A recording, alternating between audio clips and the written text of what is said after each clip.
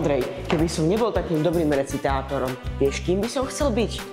Možno aj Jánom Volkom, známym slovenským atlétom. A ja by som bol zápasníkom, ako môj ocko. Tak poďme sa pozrieť, kde by všade na švermovke trénovali. Sme v telocvični.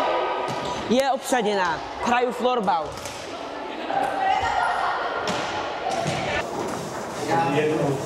A tuto posilujú naši najstarší svalovci. A ja by som chcel také svaly, ako má on.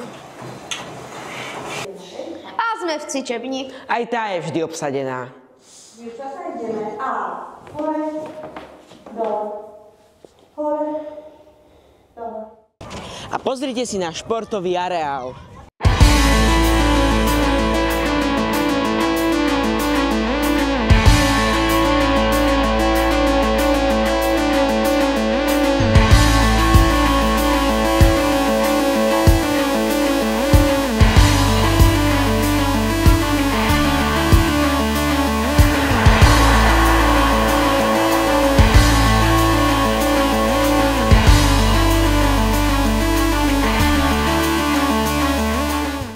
Ondrej, a vie, že nie je nad dobré susedské vzťahy? A čo ty myslíš? No myslím predsa našich dobrých susedov Salesiánov. Veď oni sú práve tí, ktorí nám vyjdú v ústretí. Aj náš adventný veniec nám posvetili. Aj po škole popoludní k ní máme len cez plot.